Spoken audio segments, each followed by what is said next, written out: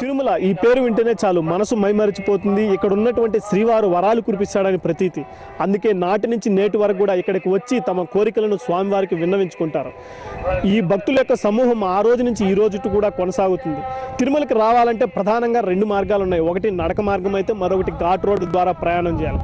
దాదాపు 30% మంది భక్తులు నడక మార్గం నుంచి వస్తుంటే 70% మంది భక్తులు ఘాట్ రోడ్డు ప్రయాణం చేయాల్సి వస్తుంది. అయితే ఈ మధ్య కాలంలో తరచూ పడుతున్నటువంటి కొండ చర్యలు ఘాట్ రోడ్డు ప్రయాణాన్ని ప్రశ్నార్థకంగా మార్చాయి. ఈ నేపథ్యంలో ఘాట్ రోడ్డు ప్రయాణము, ఘాట్ రోడ్లో ఉన్నటువంటి ఇబ్బందులపైన ఇవాల్టి గ్రౌండ్ రిపోర్ట్.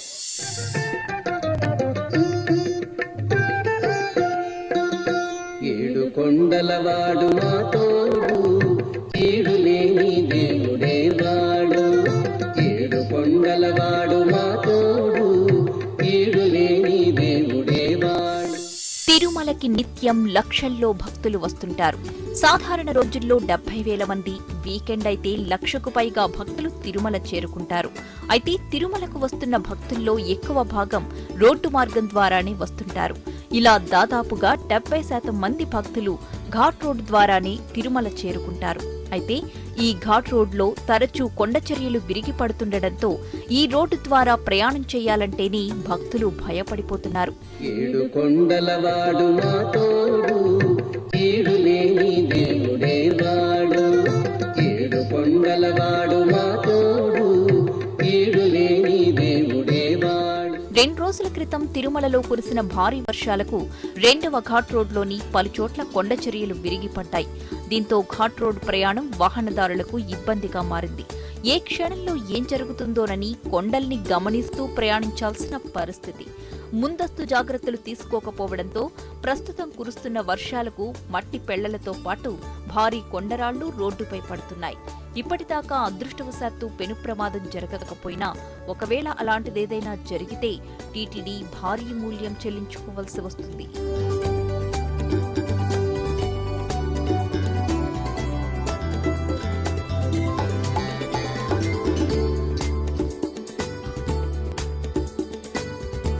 వర్షం కారణంగా మట్టి జారుతుంది కదా, వర్షం పడినప్పుడు మట్టి లేర్లు ఇచ్చేస్తుంది కదా, అప్పుడు జారేసి పడుతుంది. అంటే ఏ ప్రాబ్లం ఏం లేదు. హ్యాపీ రోడ్డుకి అంతరాయం లేకుండా పడింది రాయి మాత్రం మనకి సేఫ్టీగా సైడ్కి పడింది. రోడ్లో పట్టి ఇబ్బంది, రోడ్లో పడలేదు, సైడ్కి పడింది కాబట్టి మనం దగ్గర అన్ని క్లియర్ చేయడం. సార్ వాళ్ళు అంతా వచ్చారు, రెడీ చేయాలి.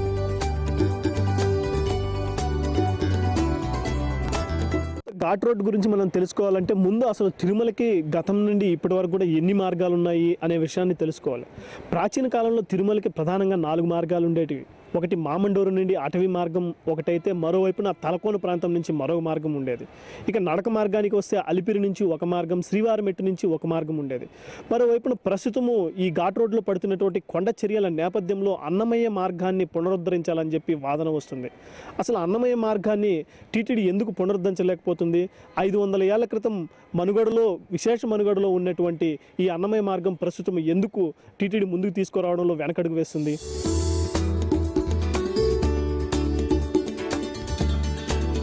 గతంలో తిరుమలకి 4 మార్గాలుండేవి.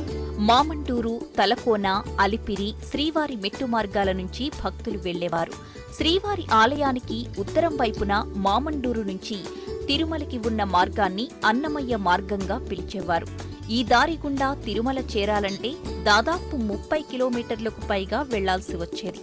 దీన్ని ఇప్పుడు పునరుద్ధరించాలి అనే వాదన వినిపిస్తోంది. ఇది పూర్తిగా రిజర్వ్ ఫారెస్ట్ పరిధిలోకి వస్తుండటంతో అది టీటీడీకి ఇబ్బందిగా మారింది. మామంటూరు అడవుల్లో చిన్న పుల్లను తొలగించడానికి కూడా అటవీ చట్టాలు ఒప్పుకోవు. దీంతో ఈ మార్గం ఎర్రచందనం స్మగ్లర్లకి అడ్డాగా మారింది. అందుకే ఈ దారిలో రోడ్డు నిర్మించాలంటే టీటీడీ వెనుకడుగు వేస్తోంది. అయితే రోజురోజుకు తిరుమలకి భక్తుల రద్దీ పెరుగుతుండటం, మరోవైపు ప్రస్తుతం ఉన్న 2 రోడ్లు రద్దీకి అనుగుణంగా లేకపోవడంతో ఈ ప్రాచీన మార్గంలోనే ఓ మార్గాన్ని ఎంచుకుని మరో రోడ్డు నిర్మాణం చేయాలని టీటీడీకి పలువురు సూచిస్తున్నారు.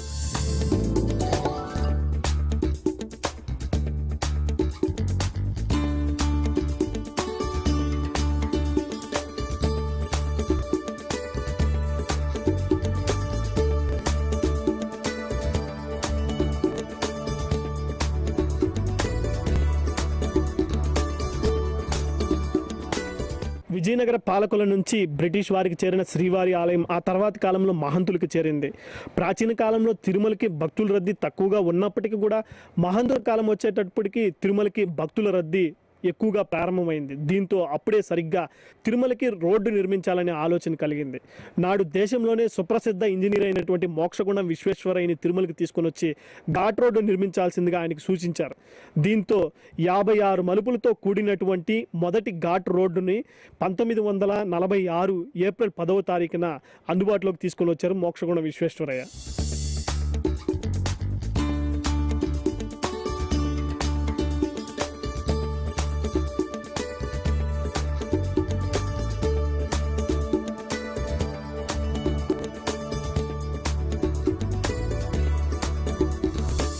అలిపిరి మార్గం నుంచి శ్రీవారి మెట్టు మార్గం నుంచి తిరుమలకు చేరుకునేవారు భక్తులు.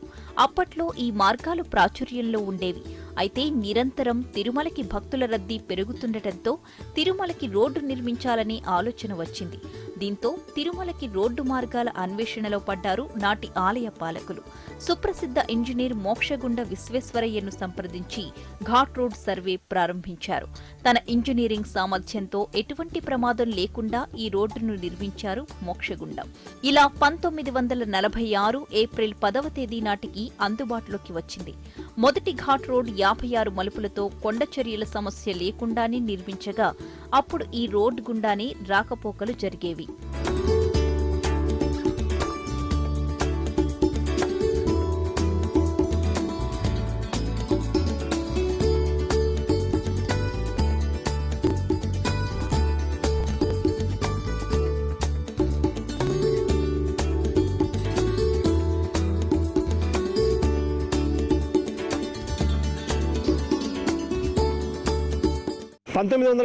వరకు తొలి ఘాట్ రోడ్లోనే భక్తులు రాకపోకలకు ఉపయోగించేవారు. ఈ రోడ్డు మార్గం ద్వారానే భక్తులు తిరుమలకి వెళ్లడము, తిరుమల నుంచి కిందకి రావడం జరిగేది.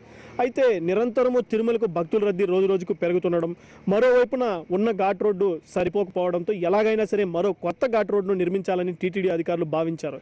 దీనికి అనుగుణంగానే నాటి ఇంజనీర్లను తీసుకుని వచ్చి రెండో ఘాట్ రోడ్డు నిర్మాణానికి శ్రీకారం చుట్టారు.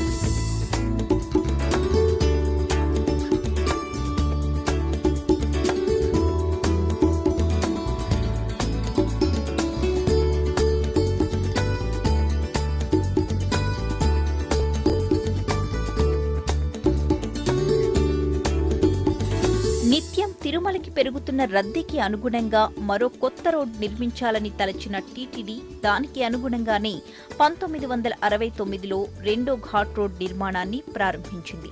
ఇది 1973లో పూర్తయింది. అయితే ఈ రెండో ఘాట్ రోడ్లో తరచూ కొండచర్యలు విరిగిపడుతూ ప్రమాదకరంగా మారుతోంది. వరుసగా వర్షాలు కురిసినప్పుడల్లా రెండో ఘాట్ రోడ్లో కొండచర్యలు విరిగిపడటం సర్వసాధారణం. ముఖ్యంగా వర్షాకాలంలో ఘాట్ రోడ్ ప్రయాణం అంటేనే దినదినగండంగా మారింది. ఘాట్ రోడ్డు రావాలంటే వర్షాకాలం చాలా కష్టంగా ఉన్నది. ఈ పొగ మంచుకు ఘాట్ రోడ్లో వర్షానికి పైనుంచి కొంచెం రాళ్ళు పడడము అది ఇది ఇబ్బందులుగా ఉండాలి. కాబట్టి చాలా జాగ్రత్తగా చూసుకుంటా మేము డ్రైవింగ్ చేసుకుంటున్నాము. కాబట్టి దేవస్థానం ఏదో చర్య తీసుకొని ఆ రాళ్ళు పడకుండా గట్టి జాగ్రత్తలు చేస్తుందని ఆశిస్తున్నాం. శాశ్వతంగా చర్యలు తీసుకొని ఘాట్ రోడ్ని మరమ్మతులు చేపించి ఏదైనా చేసిందంటే బాగుంటుందని నా అభిప్రాయం. ఈ పొగ మంచు వల్ల మేము డైలీ జర్నీ చేసేటప్పుడు రాళ్ళు పడుతుంటాయి, ప్లస్ ముందుకు వెళ్ళే బండి కూడా కనపడదు. రాయి కూడా ఎప్పుడు ఏ రాయి ఎక్కడ పడుతుందని కూడా మాకు రోడ్డులో ఈ పొగమంచు వల్ల రోడ్డు జర్నీ చేసేటప్పుడు కనపడదు. ప్రతిరోజు అరిచేతిలో గుండెలు పెట్టుకొని ప్రయాణించాల్సి వస్తుంది. చినుకు పడితే చాలు శేషాచలం కొండల్లో దట్టమైన పొగమంచు అలుముకుంటుండటంతో ఘాట్ రోడ్డుల్లో ముందొస్తున్న వాహనాలు, విరిగిపడిన కొండచర్యలు కానీ కనిపించక భక్తులు తీవ్ర ఇబ్బందులు పడుతున్నారు. దీంతో శ్రీవారి దర్శనానికి వచ్చేవారు ప్రాణాలను అరచేతిలో పెట్టుకుని ప్రయాణించాల్సి వస్తోంది. మరోవైపు కొండచర్యలు పడ్డప్పుడల్లా భారీగా ట్రాఫిక్ అంతరాయం ఏర్పడి భక్తులు తాము చేరుకోవలసిన సమయం కంటే ఆలస్యంగా కొండపైకి వెళ్లి ఇబ్బందులు పడుతున్నారు. ప్రత్యేకించి ఈ 15-16 కిలోమీటర్ల మధ్యలో ఉన్నటువంటి రాళ్లు పడ్డం యొక్క ఇబ్బందికరమైన పరిస్థితి ఏమిటంటే, మనం నార్మల్గా రాళ్ళు తొలగించేటట్టు ఇక్కడ తొలగించలేము. కాస్త టెక్నాలజీని ఉపయోగించుకొని టెక్నికల్ ఎక్స్పర్ట్స్ యొక్క సూచనల సలహాలకు మేరకు మాత్రమే చేయాల్సిన అవసరం ఉంది. ఆ రోజుల్లో రోడ్డు వేసిన తర్వాత కూడా అప్పటి ఇంజనీర్లు కూడా ఎంతో చక్కగా ఆ 16 కిలోమీటర్ల పై భాగంలో అక్కడ సాయిల్ నెయిలింగ్ అనే టెక్నిక్ ద్వారా వాళ్ళు రాడ్స్ లోపలికి 3 మీటర్స్ వరకు చేసి మొత్తాన్ని నిలబడే విధంగా వారు చేయగలిగారు. అయినా కూడా పైన ఉన్నటువంటి డెడ్ వెయిట్ ఎంతో ఉంటుంది కాబట్టి, తర్వాత వెహికల్స్ వెళ్తూ ఉంటుంది కాబట్టి, అక్కడ జరిగినటువంటి అంటే దాని అడుగు భాగంలో జరిగిన ప్రమాదం వల్ల పై రోడ్డుకి ఏదైనా ప్రమాదం జరిగే సంశయం ఉంది కాబట్టి ట్రాఫిక్ను పూర్తిగా ఆపడం జరిగింది.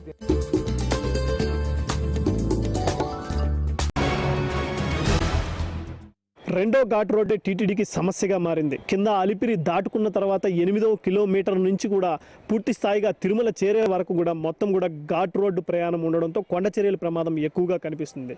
దాంతో తరచుగా ఈ రెండో ఘాట్ రోడ్లో కొండచర్యలు విరిగిపడటంతో మొత్తం టీటీడీ అనుకున్న రెండో ఘాట్ రోడ్డు ఫలితమే పొందలేకుండా పోయింది. అయితే రెండో ఘాట్ రోడ్లో ఉన్నటువంటి ఈ సమస్యలను అధిగమించాలని టీటీడీ అధికారులు ఎప్పటికప్పుడు భావిస్తున్నప్పటికీ తరచూ ఇక్కడ కొండచర్యలు పడడం టీటీడీని కలవరపెడుతుంది.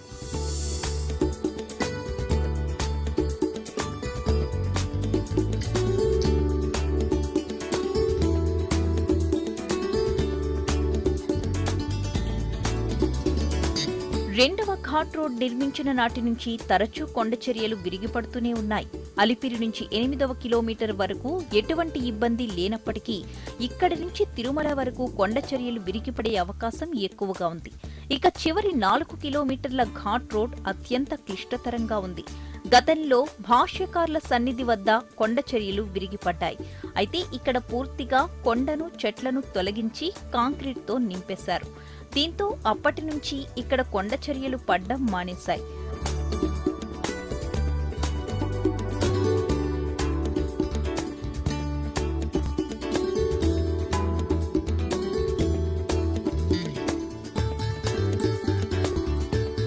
అయితే ఇదే తరహాలో కొండచర్యలు పడే అవకాశం ఉన్న చోటల్లా కాంక్రీట్ వేయాలంటే కొన్ని సమస్యలున్నాయి. దీంతో ఈ తరహా ప్రయోగం కాకుండా రోడ్డుపై కొండచర్యలు పడకుండా సేఫ్టీ వాల్ నిర్మించే దిశగా టీటీడీ ఆలోచిస్తోంది. ఇంతకుముందు వల్నరబుల్ పాయింట్స్ అంతా చెప్పారు, అక్కడంతా తీసుకున్నాం. మీరు చూసుంటారు చాలా చోట్ల వాల్కి ఇక్కడ కూడా దీని పక్కనంతా వాల్ అంతా కట్టి ఉన్నాము. కాబట్టి ఇంతకుముందు అప్పుడు వల్నరబుల్ ఏరియాస్ అని చెప్పిన చోట్లంతా తీసుకున్నాము. అప్పుడు వల్నరబుల్ అని చెప్పని చోట్ల కూడా కొత్తగా ప్రాబ్లమ్స్ వస్తున్నది. ఎక్కడైతే రాళ్ళలోకి రూట్స్ వెళుతూ ఉందో ఆ రూట్స్ విస్తారంగా పోవడంతో అది ఎక్కడో ఒక చోట ఏదో ఒక టైంలో వర్షాలు పడ్డప్పుడు అది ఒక సమస్యకు దారితీస్తుంది. కాబట్టి ఇది కొద్దిగా నిరంతరంగా జరుగుతూ ఉంటుంది. లాస్ట్ టైం కొత్త ప్లేస్లో జరిగినప్పుడు కూడా మిగతా ప్లేస్లు కొన్ని ఐడెంటిఫై చేస్తారు, అక్కడ జాగ్రత్తలు తీసుకున్నాము.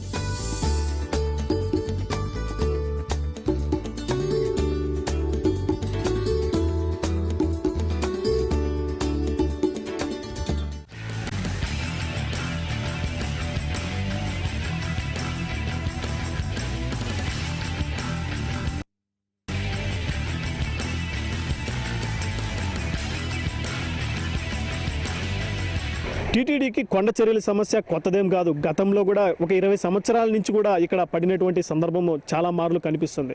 అయితే భాష్యకారుల సన్నిధి వద్ద కూడా గతంలో కూడా పెద్ద ఎత్తున కొండచర్యలు పడడంతో ఇక్కడ ప్రత్యేక టెక్నాలజీని యూజ్ చేసి కొండచర్యలు పడకుండా టీటీడీ అధికారులు అరికట్టగలిగారు. అయితే గత 10 రోజులుగా కురుస్తున్నటువంటి వర్షాల నేపథ్యంలో ఇక్కడే మరోమారు కొండచర్యలు పడడం, అది మొత్తం రెండో ఘాట్ రోడ్డు ప్రయాణానికే ప్రశ్నార్థకంగా మారడంతో లింకు రోడ్డు ద్వారా రెండో ఘాట్ రోడ్లో నుండి 1వ ఘాట్ రోడ్లోకి వాహనాలను తరలిస్తూ తిరుమలకు తరలిస్తున్నారు.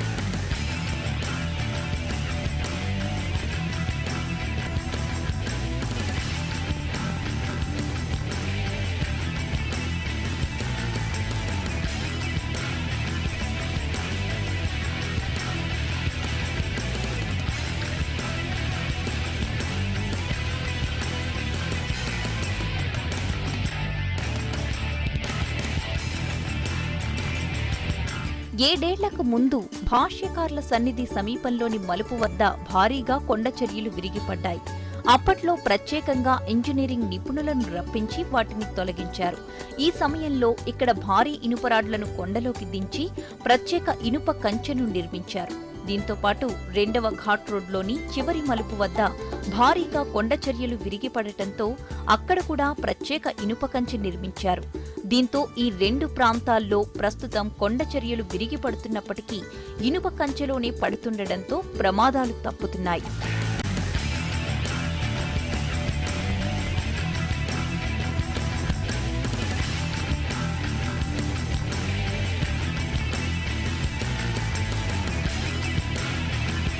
అయితే తాజాగా పడ్డ వర్షాలకు రెండవ ఘాట్ రోడ్ పూర్తిగా దెబ్బతింది.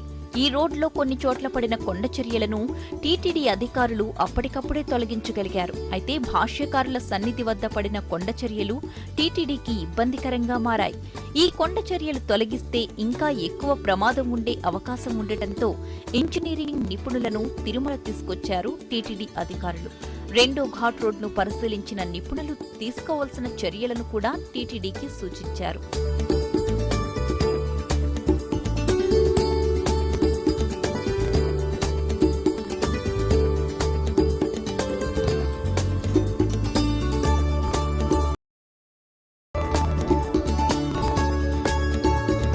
రూట్స్ వెళ్ళడం వల్ల ఇలా విడిపోయి ఇలాగ ప్రమాదం జరుగుతుంది. ఎక్కడ చూసినా నాకు అదే కనపడింది. అదే రకంగా నా ఉద్దేశంలో వీటిలో కూడా ఇంకా కొన్నాళ్ళు పోతే ఇంకా అది 5 సంవత్సరాల లేక 10 సంవత్సరాల 20 సంవత్సరాల అనే దాంట్లో ఇంకా చాలా ప్రమాదమైనవి రావడానికి ఛాన్స్ ఉంది. ఒకటి ఏంటంటే టెంపరీగా ముందర ఈ దూరకు అక్కడక్కడ గోళ్ళు పెట్టాం, మీరు చూశారు కదా.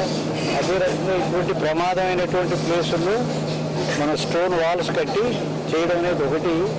ఇంకా రెండోది సాయిల్ మీద కూడా ఇప్పుడు పైకెత్తి చూశాను నేను. చూస్తే సాయిల్ ఎంత లూజ్గా ఉంది, కానీ స్లోప్ ఎక్కువ ఉంది. అంత స్లోప్ ఉన్నప్పుడు మామూలుగా వర్షాలకు అది కూడా మెల్లిమెల్లిగా పడిపోవడానికి ఛాన్స్ ఉంది. కాబట్టి దానికి కూడా గ్రౌట్ చేస్తే అంటే వెల్డ్ మెష్ పెట్టి కొంచెం లోపలికి స్టీల్ ఫ్రేమ్స్ తోటి లోపలికి పెట్టేస్తాం, చేసి ప్రెషర్ గ్రౌట్ చేస్తాం. అలా చేస్తే కనీసం ఒక 5-6 ఏళ్ళ వరకు మనకి ప్రమాదం ఉండదు.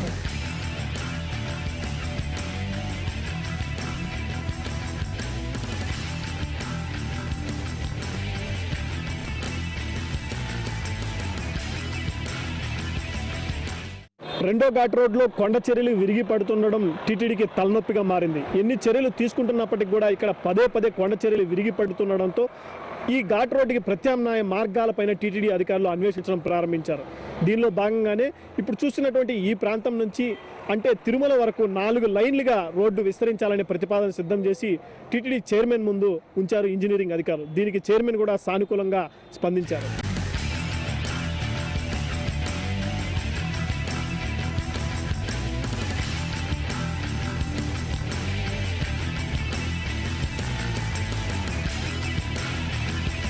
ఇలాంటి పరిస్థితులే సుమారు మరో 20 ప్రాంతాల్లో వెలుగు చూస్తుండటం ఇంజనీరింగ్ ఉన్నతాధికారులకు కంటి మీద కునుకు లేకుండా చేస్తుంది. ఎప్పుడు ఎలాంటి సమాచారం చెవిన పడుతుందోనని ఆందోళన చెందుతున్నారు. వీటిని నివారించాలంటే ఆయా ప్రాంతాల్లో కనీసం తాత్కాలికంగానైనా సిమెంట్, కాంక్రీట్, ఇనుప కంచె నిర్మాణాలు చేపట్టాల్సిన పరిస్థితులు కనిపిస్తున్నాయి. అయితే తాజాగా పడ్డ వర్షాలకు రెండవ ఘాట్ రోడ్లో మళ్లీ కొండ చర్యలు పడ్డాయి.